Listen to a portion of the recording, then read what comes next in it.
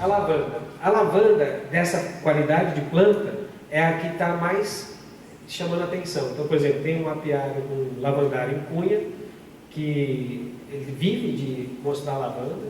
Ele recebe 800 visitas em média por dia, cobra R$10 a visita e vive de mostrar lavanda. E ele tem lá o mel de lavanda, esse aqui é deles lá, esse aqui é nosso que eu não vendo, eu só como ele, né? E porque não tem muito para vender, não compensa, mas a gente maneja e acaba comendo. E a planta, ela é uma erva aromática, né? Ela é utilizada na perfumaria e também na medicina. Como pasto apícola, é uma planta também rasteira, não é tão alta. Ela floresce no inverno, de junho a agosto. Isso é interessante, muito interessante. Ela tem flor o ano inteiro, mas o auge dela é no inverno, onde vocês têm menos. E ela não gosta de água, ela gosta de seca. Quer dizer, se os argentinos soubessem disso, não estavam sofrendo agora com o que eles estão sofrendo lá.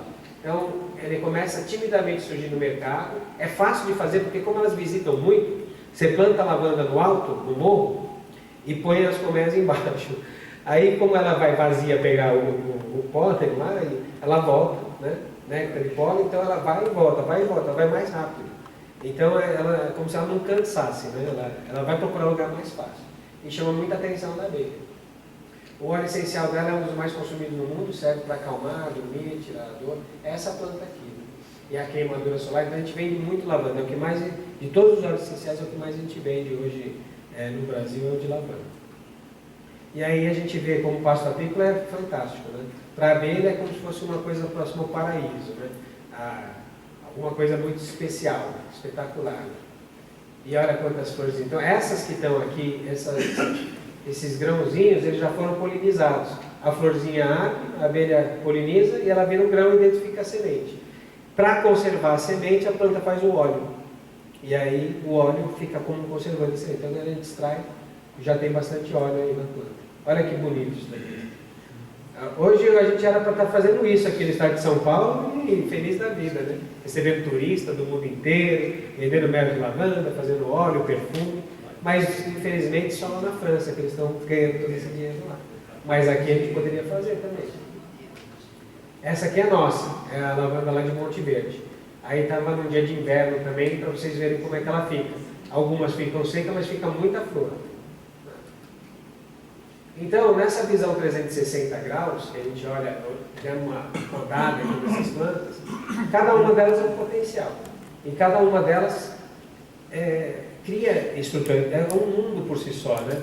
Se a gente entra no mundo do eucalipto agora, é um mundo. Se a gente entra na da laranja, é outro mundo. Se a gente entra no manjericão, mas eu acho que nós, todos como apicultores, o que é importante é propagar um pouco mais esses aqui, porque esses já estão, isso daqui vai fazer diferença. Vai fazer diferença porque são plantas que, para a abelha, ela visita bastante e são fáceis de manejar e todo mundo entende, né? Então, imagina que cada cidadão tivesse aí um pé de manjericão. Só em São Paulo seriam 20 milhões de pés. Então mas é fácil de fazer isso. É uma coisa que não é difícil de fazer. Então, como eu falei para vocês, resumindo, o caminho do eucalipto, eu vejo a especialização cada vez mais medicinal, fomentar a pesquisa, quem trabalha com mel de eucalipto, procurar os institutos, falar com a FINEC, falar com o Desenvolve São Paulo, que tem linhas de pesquisa e inovação, para falar, olha, nós queremos provar que o nosso mel é mais medicinal, criar valor agregado. E para isso o Estado tem dinheiro a fundo perdido, né? E fazer essa ligação com o mel produzido em escala, né? Dentro do conjunto dos eucaliptos e plantados no Brasil. Então, o chinês, o que eu estou querendo dizer com isso? Eu fui numa palestra sobre a China outro dia, e aí uma empresa brasileira estava vendendo mel para a China. E ele falou assim que o chinês comprava dele o mel e colocava um rótulo na China. E que não vendia nada, porque achava que era falso. Quando ele começou a invasar aqui no Brasil e mandar com o selo brasileiro para a China, ele está vendendo 5 vezes mais caro e não dá conta. E o chinês tem dinheiro para pagar. Ele não tinha antigamente, mas hoje o chinês tem. Então, estão comprando, né? Então, quando a gente pensa em propriedade pequena de eucalipto, eu acho que vale a pena também ter algumas árvores lá. Não é uma árvore ruim, ela cresce rápido e deixa ela crescer mesmo. Um belo dia, se você precisar de morão de cerca, você pode, é uma árvore que pode ser cortada, né? Porque é como eu tenho uma floresta de araucária, tenho lá mais ou menos uns 15 mil pés de araucária. não dá flor e eu não posso mais mexer na madeira, quer dizer, eu vou fazer o quê com aquelas araucárias? Então eu preservei, criei um viveiro de mudas lá e eu dou muda de presente, mas não posso usar mais. O eucalipto sempre vai poder usar. Então, uma propriedade pequena que também tem um pouco de eucalipto, ela pode derrubar as árvores, depois faz morão de cerca, faz móvel, dá para usar para muita coisa. E ele brota de novo. Quer dizer, se tiver 5 árvores adultas, se derrubar uma ou duas, ela vai voltar. Então não é uma árvore de todo ruim, tem que abrir um pouco a mente para ela, respeitar o lugar certo. No caso do mel da laranja, eu vejo ele indo para o lado gourmet, principalmente agora com essa questão de orgânico, né? Eu acho que logo vão querer suco orgânico, e quando quiserem suco orgânico, aí o agrotóxico já era, né? E o consumidor é que tem que decidir isso, e aí a certificadora tem que ir lá e garantir. E aí vai agregar valor. Então, se a gente caminha para esses melos florais, para o lado gourmet, do prazer, se agrega valor, porque a gente vende óleo de flor, é 3 vezes mais caro do que o óleo da erva. E por quê? Porque a flor é pouca, né? É uma época só, a pétala é leve, e o mel da flor, o mel é da flor, é um produto da flor, então tem essa conexão muito interessante. E nas pequenas propriedades também eu vejo como interessante o plantio, porque fora o fruto que você pode consumir, né, que é muito bom, e você conhecendo melhor essa planta, as folhas têm propriedade, as flores têm propriedade, a casca da laranja tem propriedade, dá para fazer geleia, dá para fazer um monte de coisa.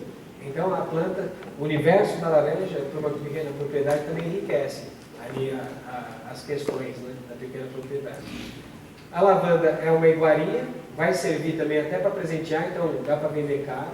Eu, quando tinha, assim, mel, eu faço lá o mel artesanal, e quando sai lá, eu falo, tenho 300 frascos de mel, né? Aí o pessoal já pergunta, quer vender? Não sei o que. Uns 40 reais, eu não, eu compro. Eu penso, porque ele quer mostrar, quer levar para alguém. Ainda é novidade, né? Mas eu acho que é uma coisa que dá para fazer bem. O tomilho também entra como mel medicinal, ele é tipo um mel de guaco, né? Um pouco mais forte que o eucalipto, com foco na tosse principalmente. Ele é uma planta que esquenta o corpo, né? E o manjericão é o gourmet também para condimentar queijo, geleia, salada. Eu acho que aqui dá para fazer alguma coisa bem interessante nesse aspecto, né? E aqui está a época das floradas. Se vocês quiserem fotografar, aí você vê que o eucalipto dá uma cobertura de dezembro a abril, né? Depois tem a laranja que dá de julho até outubro, o manjericão o ano todo, depois o tomilho ele pega de setembro até março, né? E a lavanda praticamente o ano todo.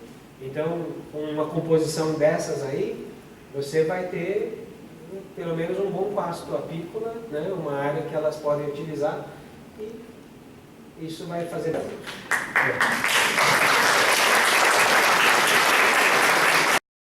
Eu quero te fazer uma pergunta. Sim.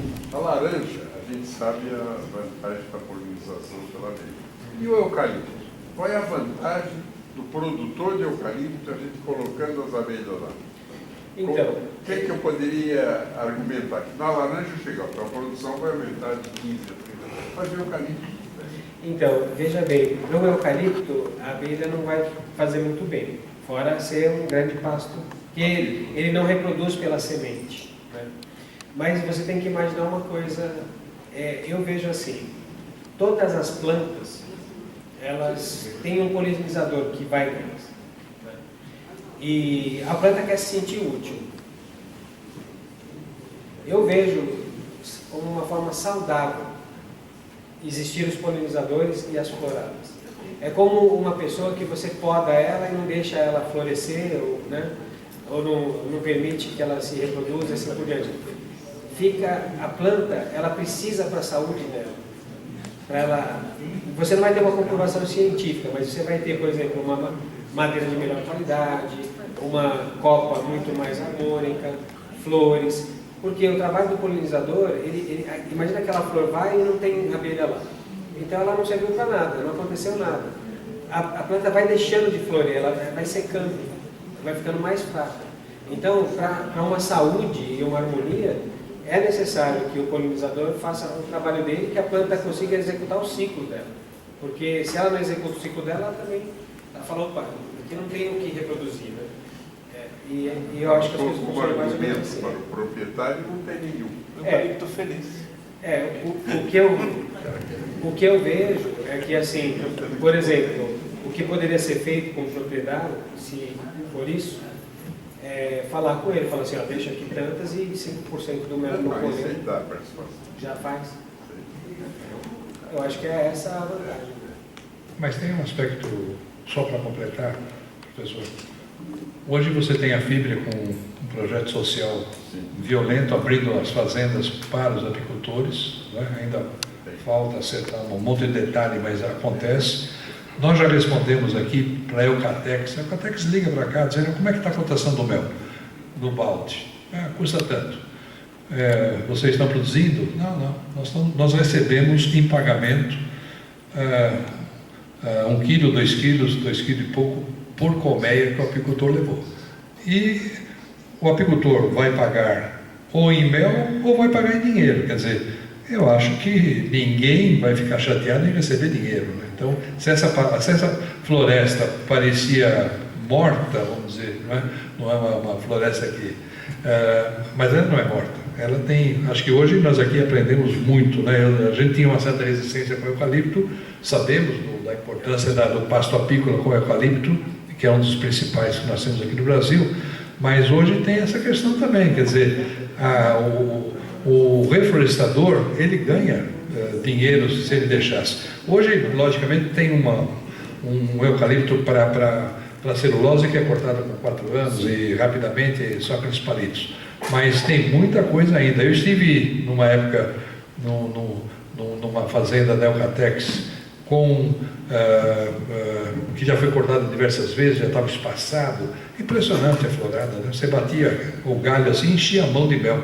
Quer dizer, é muito mel que dá o eucalipto. Então, eu acho que o fazendeiro, o reflorestador, se ele souber do que ele pode ganhar com a apicultura, né? Deixando o apicultor entrar, é o que a Fibria está fazendo. A Fibria tem 700 milhões de hectares de eucalipto, não é brincadeira, né? Eu acho...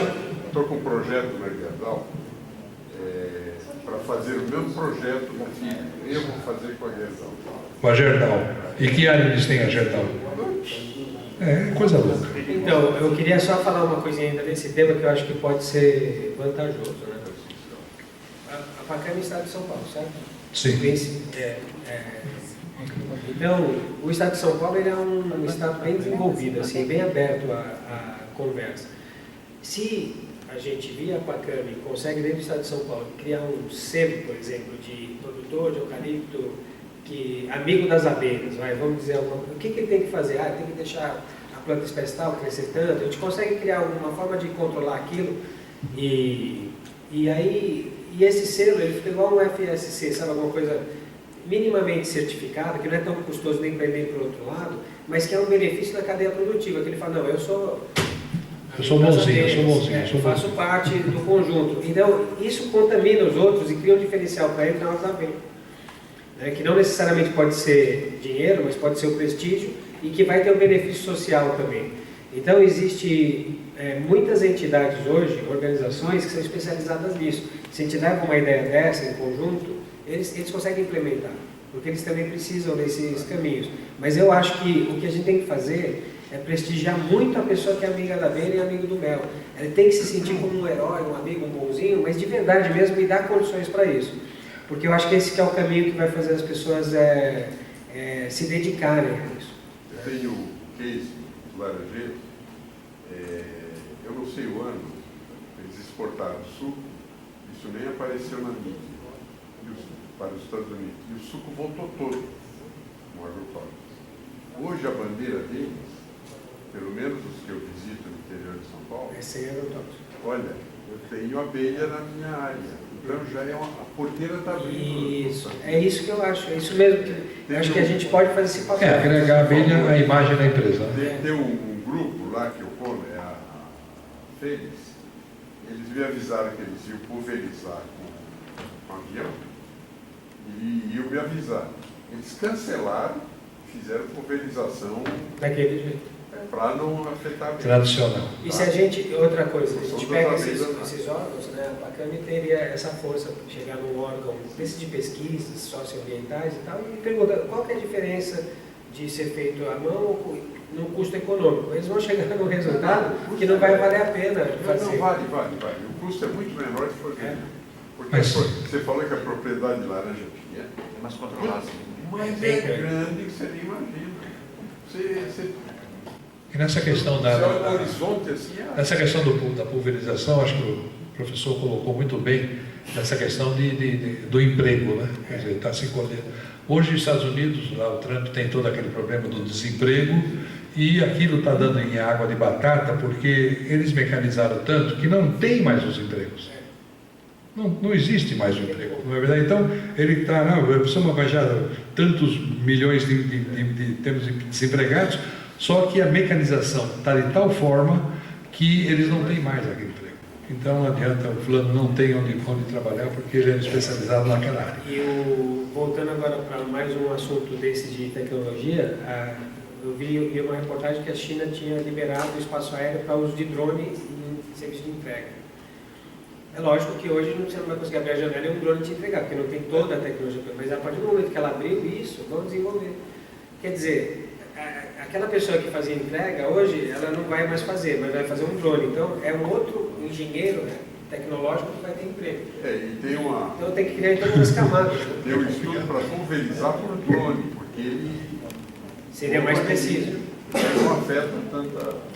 Mas isso vai acabar acontecendo. Mas aquilo que o Dr. Constantino falou foi justamente isso daí. Foi o nicotinato, ele é hidrossolúvel. Tudo que é dissolúvel em água é mais barato.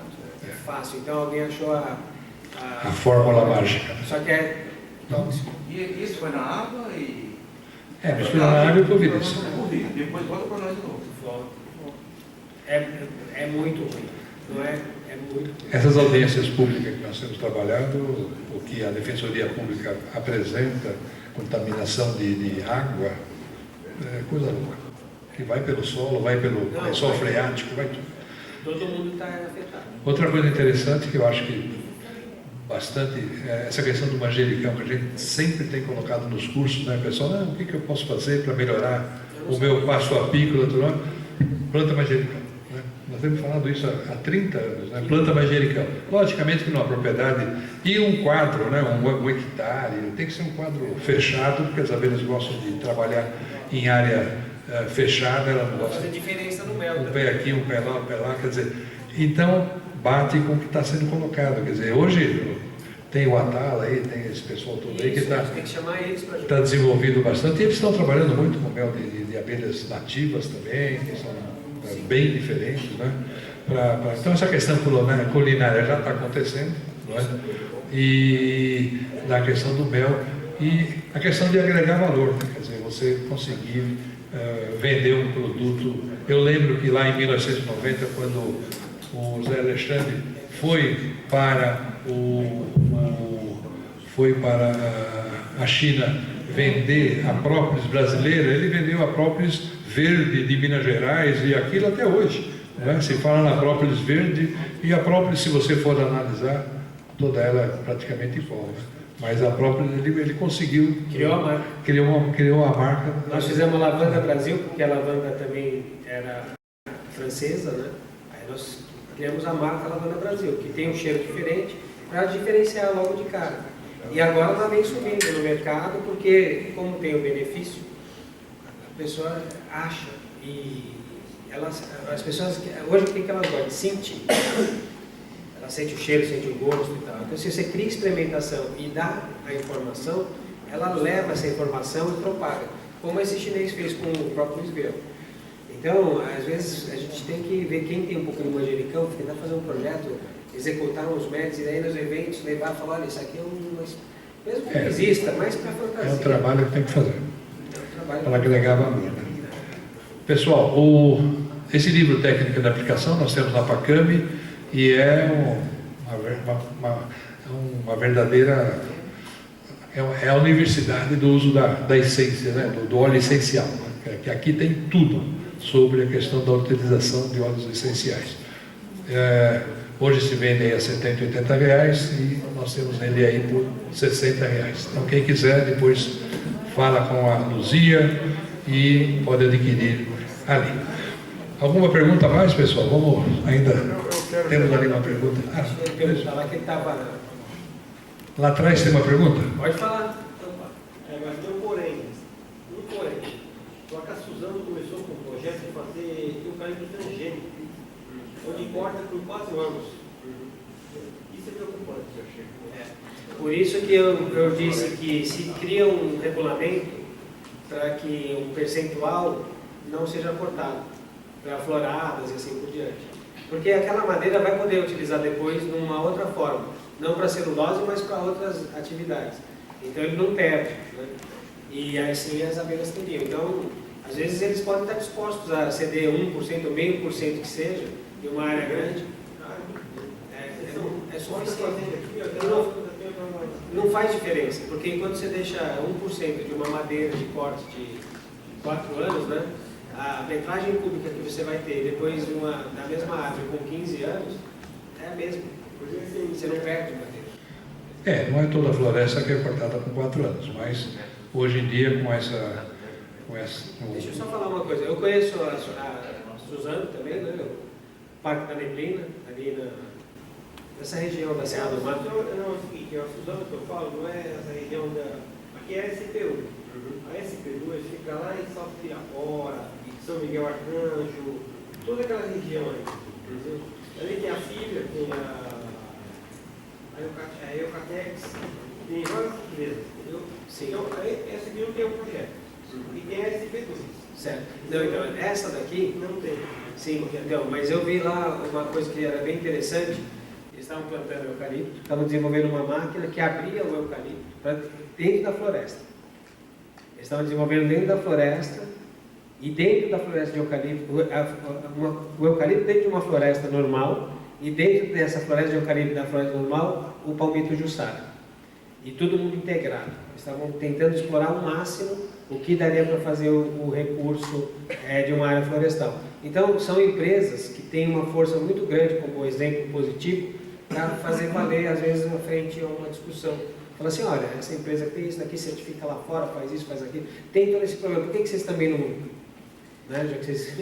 e assim por diante. Eu acho que essa é a forma que a gente consegue lidar. Eu não sou um defensor não, da agricultura normal. Inclusive, eu, na minha área, planto orgânico, couve, manjericão, tudo. Mas a gente tem que ser realista. Se todos forem para a área orgânica, a humanidade morre, não produz. A agricultura tradicional, moderna, ela produz 10 vezes mais do que a orgânica. E tem estudos, inclusive recentes, que um percentual da agricultura orgânica põe agrotóxico. Então, como é que a gente vai acreditar? Né? Pelo menos aquela você sabe que está comendo veneno. Mas a humanidade precisa, não tem jeito. A gente tem que aceitar. Eu planto milho transgênico. Antes era o milho normal, você punha veneno para o ouro. E o transgênico é criticado. Por quê? Se eu só ponho poucos defensivos do transgênico. Eu não entendo essa briga contra o transgênico. Eu como milho transgênico tranquilamente, porque eu boto menos defensivos. Mas o pólen do transgênico não serve para milho. Aí o mel não fica orgânico. Mas o milho não dá mel. O milho só tem o pólen. Quando você tem uma plantação de eucalipto próximo de milho transgênico, o mel não é orgânico. Mas normalmente as plantações de eucalipto são extensas, então dá de você botar nas áreas protegidas e ele não vai. Quando a flor está aqui, ele não vai. Se você tem comida aqui perto, você vai comer da comida do vizinho? Não vai, né? A abelha, pelo menos, é mais inteligente que a gente. Então eu acho que a gente tem que ser realista. Quanto aos venenos, eles são terríveis. Eu, inclusive, na laranja, eu convivo bastante com os laranjeiros, eles estão diminuindo assim barbaridade. Eu não sei se vocês escutaram no começo da minha conversa, uns 10, 12 anos atrás, foi exportado suco de laranja para os Estados Unidos e voltou inteiro, tinha veneno. Hoje a bandeira do laranjeiro, olha, tem uma abelha no meu laranjal. Eles usam esse argumento. Então está ficando mais fácil. Eu acho que é o seguinte, a questão do agrotóxico é o agrotóxico que está sendo usado excessivamente, né? Excessivamente. Hoje, e alguns produtos que estão já proibidos no mundo inteiro continuam sendo vendidos aqui, não é? Eu acho que o tratamento das flores tem que existir alguma coisa. Agora, já foi detectado aí o avião com 14 produtos ao mesmo simultaneamente, né? Quer dizer, é uma pulverização louca e tentando resolver da melhor forma, ou talvez baratear, em vez de passar 2 vezes, já passa uma vez tudo, e excessivamente. Então, essa também é uma questão que nós temos que verificar. Estamos num país tropical que, friamente, não poderia Mas não eu tratamento. queria só, em cima de tudo que você falou, uma coisa é a gente olhar, né, para as grandes indústrias, as forças econômicas e falar que isso é o mundo que a gente quer, né? Então você está subindo, então não é o que a gente quer, né? Ninguém quer. E só que a gente está submisso a isso, né? A única força, o único poder que a gente tem é a forma cultural como a gente consome e como a gente propaga, porque a forma como eu vivo também. O senhor Constantino olha para mim e fala, pô, eu gostei desse jeito, aí eu vou fazer parecido. E quando a gente fala da agricultura orgânica, então quem convive comigo já viu umas beterrabas desse tamanho, uns repolhos assim, orgânicos. E aquele, quando a gente vai na feira, a gente vê um orgânicozinho assim. Então, o que eu vejo também? Eu acho que tudo, voltando àquela primeira frase, está diretamente ligado à consciência. A gente tem... Quando a gente fez a certificação orgânica na empresa, ela não foi obtida. Eu chamei a certificadora, mas nós não fizemos nada. Só chamamos eles, falando, a gente está apto para a certificação? Aí eles olharam lá e falaram, não tem o que falar aqui, tá? Vocês estão já... A gente já era orgânico sem o certificado há muito tempo, por questão dessa consciência. Então, por exemplo, eu morei na Suíça há quase 10 anos e eu vi como não tem recurso lá. E como tem pouca terra e como um afeta o outro. Então, as regras lá, elas são mais duras e são muito mais implacáveis em relação a esse controle, né? E os certificados têm que funcionar. E se é orgânico, tem alguém que vai lá controlar de verdade. E se o cara não faz, ele vai preso, né? Então, aí é que está. Voltamos de novo a uma questão de consciência. Mas eu acho que a gente tem que entender que pelo fato de as coisas não existirem, não significa que elas não sejam boas, né? A gente tem que caminhar nesse sentido. E a gente tem que por exemplo, o milho transgênico, como você fala, né? Quando a gente vai lá e seleciona o pé, a gente também está. Ou quando a gente aproxima um pé e está cruzando. O que eu acho que é errado na questão do transgênico é o pensamento que está por trás dele, do ser humano, de dominar aquilo, né, de uma certa forma, e que não é no caso do milho, eu acho que seja grave, mas de outras coisas que venham a ser feitas com animais, assim, porque aí não tem fim, né? Então eu acho que essa força opositora, ela nasce de uma consciência de que a gente está entrando num território que não é o caminho, é para a gente ir para esse outro lado, que é usar a tecnologia para descobrir alternativas orgânicas que nós vamos dizer assim, que seriam biorrelacionais, né? Biológicas, e que tem a ver conosco. É outro pensamento. Então, essas forças, elas são muito perigosas. Porque se você deixa, por exemplo, andar num trilho, a ideia do transgênico sem nenhuma limitação, daqui a pouco nós vamos estar coelho, pato, galinha, né? No mesmo prato, assim. É uma coxa, sei lá, vou inventar. E eu acho que não é esse o caminho mesmo. E eu vejo que é como... Eu acho que o nosso mundo, ele é um mundo muito abundante. E países como o Brasil, por exemplo, ele, por pior que seja, a gente não sabe o que é fome de verdade, né? Algumas pessoas sabem. Não tem noção. E o nosso país é um país muito, muito rico, né? Então, eu vejo que existe um pouco de esbanjamento desses recursos, isso está no pensamento. Então, eu sou o maior produtor de laranja, a que preço? Sou o maior produtor de soja, a que preço? Usando os lixos que os países desenvolvidos têm, né? Então, a gente teria que ser um pouco mais consciente e dar alternativas. Tem que ir através do consumo, né? Fazem porque tem um consumo. Mas eu acho que também que o mais grave nisso, porque a questão da evolução, as plantas vão se misturando, vão alterando. É a clonagem, né? Quer dizer, quando o pesquisador ele faz um clone, ele é Deus. Porque ele criou uma coisa que não existia e ele não sabe as consequências. Quer dizer, e o transgênico é fruto de clone. Não é? Porque é o único jeito, tá certo? Então a questão é essa. E ao mesmo tempo. Esse é o problema. O custo caríssimo, isso não existe, isso não vai dar conta. Ele tem essa. Ele nasceu com esse pensamento, né? E isso é a pior coisa, né? Porque não é verdadeiro. Às vezes é muito mais barato você ter manejo orgânico, muito mais barato, né? E você pode gerar várias coisas, pode consumir resíduos do entorno. Tem muita coisa que serve de alimento. Só que o que eu acho, assim, existem interações, por exemplo, de fungo. A gente tem lá a erva doce, né? A gente faz a extração da erva doce. A forma como ela se decompõe é uma forma que ajuda as outras a se decompor. Se você tem só o capim-limão que a gente faz também, ele demora para se decompor, é difícil virar o composto orgânico que nós vamos usar. Mas quando você... Então tem um fungo branco que brota na erva doce. Ele é o cara que está fazendo essa decomposição. Muito interessante. Depois a gente tem uma outra coisa, por exemplo, enxada. O campeiro, o caboclo, ele usa enxada.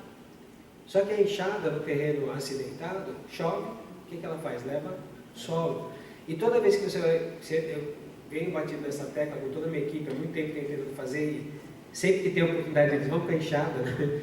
A gente deixar aquela filme, aquela biomassa, uma capa, né? Que é aquele musguinho que fica no pé aquilo tem um efeito poderosíssimo na planta, por causa da questão do hidrogênio, do nitrogênio, da questão da umidade, né? Você pega uma terra que foi trabalhada com enxada na limpeza, então essas técnicas, esse manejo, ele faz mais parte de um pensamento lógico de como cultivar ou fazer determinadas espécies, que vão trazer muito mais benefício e muito mais resultado, às vezes, do que o próprio agrotóxico, e menos trabalho, né? Só que a gente não para pensar, o vô fazia assim, eu faço assim. Só que a terra na época do vô tinha pelo menos umas 200 vezes mais força, né? A terra vai ficando fraca. A nossa terra lá, depois de 15 anos de plantio, a gente percebeu a fraqueza dela. E a fraqueza ela não é assim que ela vai ficando, ela fica de uma hora para outra. Até então a planta vai tirando tudo, depois e a gente repõe, a gente mede os componentes, né? Os micronutrientes e macronutrientes, a gente repõe isso daí. Você repõe como? A gente usa litotânio, usa alguns tipos, algas, né, na parte do calcário, e tem alguns elementos. Nós temos um agrônomo que cuida disso pra gente. Adubo? Então, Micronutrientes? a gente usa os micronutrientes lá. Eu não sei dizer assim tecnicamente o nome de todos eles, mas eu lembro o litotânio. Mas ele faz uma composição e a gente compra essa composição, que ela é homologada com a certificadora EcoCert, né? E então eles já fazem isso. Faz tempo até que eu não acompanho isso assim diretamente. Tem uma equipe que faz isso daí pra gente.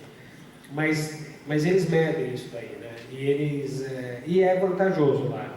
É feita a reposição. Fora isso, que é uma reposição básica, existe o resíduo da destilaria. No nosso caso, a gente destila 3 toneladas de planta por dia e sobra, essa maior parte dessas 3 toneladas sobra. Como ela é processada, ela fica uma palha, e essa palha ela é amontoada. Então é nesse resíduo que a gente coloca algumas plantas, interagem com outras e formam um humus mais fácil novamente. E a gente põe a minhoca também lá, né? Tem a minhoca e o que a gente traz também esterco de algumas propriedades de fora, também trazemos, então faz uma mistura de tudo isso, né? Então ele é uma coisa bem composta e depende muito do que tem lá disponível. E a parte de nutrientes, né, de micronutrientes e tal, a fazenda ela é feito um levantamento, então tem lá vários pontos que eles retiram do solo e aí mede cada área e qual que é o plantio que estava e qual que é o plantio que vai. Por isso que muda muito de acordo com cada um deles, né? Mas eu sei que é feito duas etapas, uma delas é a base, né, a parte básica, e depois a parte do nutriente que aquela planta precisa. Então é feito o trabalho dessa forma, dois trabalhos, né? Mas o que eu quero dizer no final, para concluir, é que a gente tem que pensar orgânico, a gente tem que pensar que, por que ele é mais vantajoso?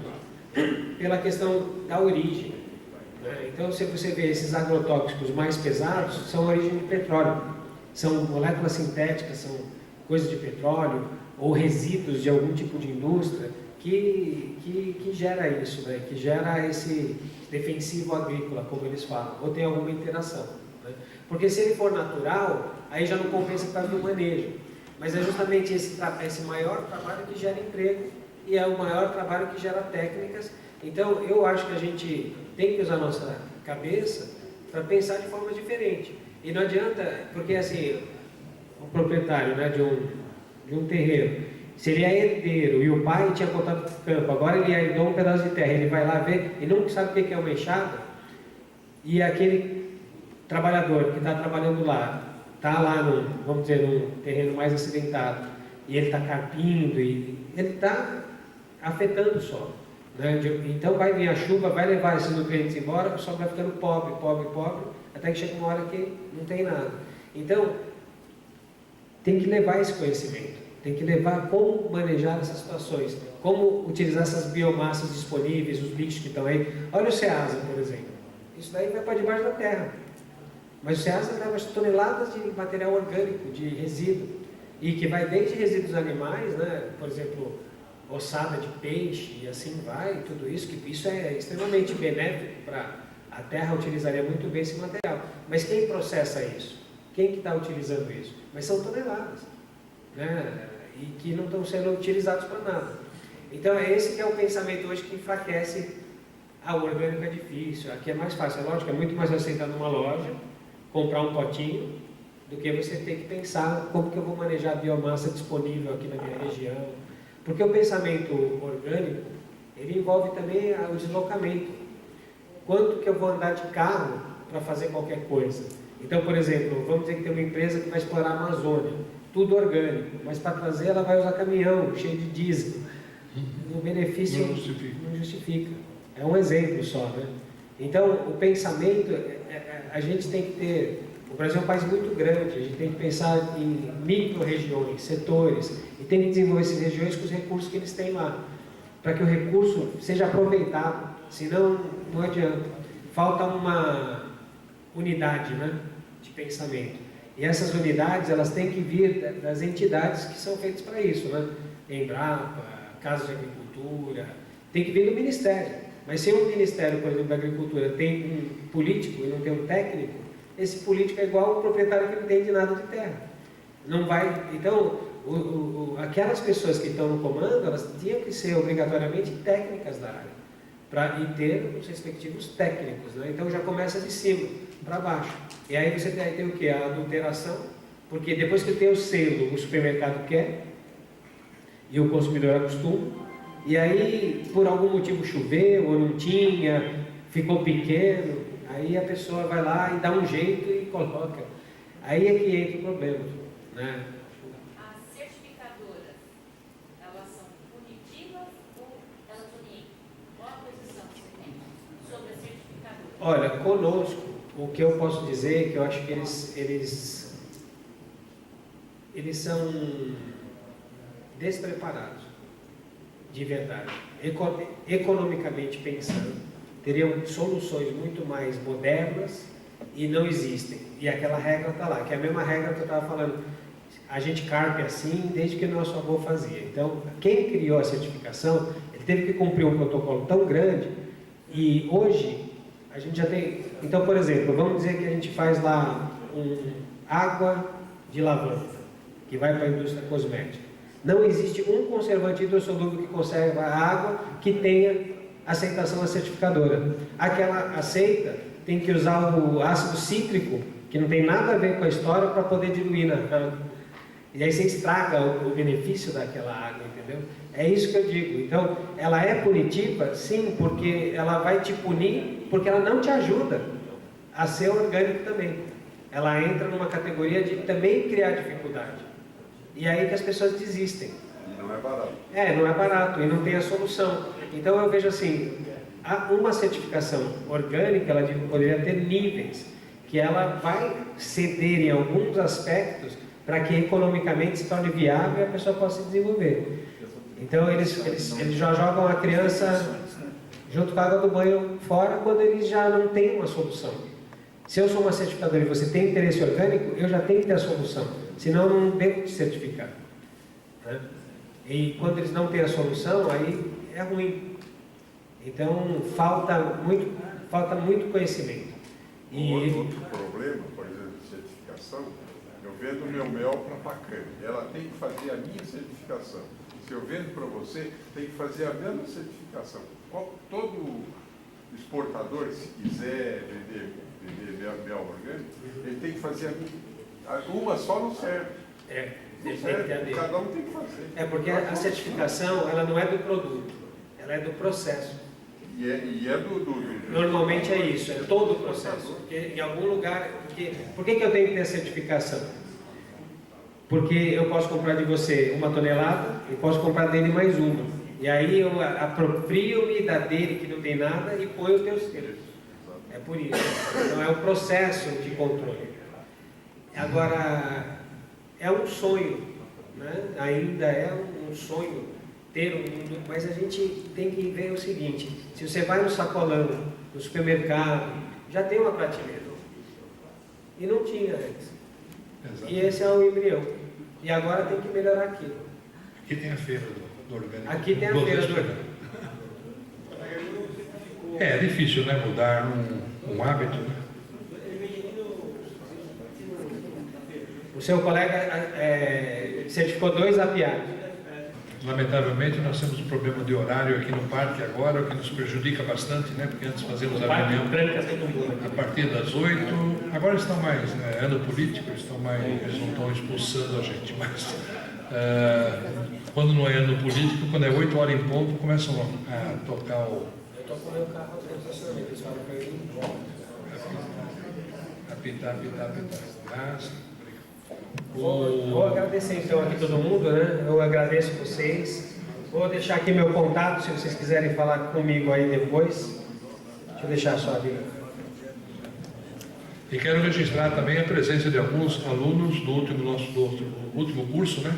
100º ou 83º curso de apicultura, e lá nós falamos do manjericão, né? Então, mais uma vez. Quer dizer que eu estava dentro, então. Agora está oficializado porque o professor falou.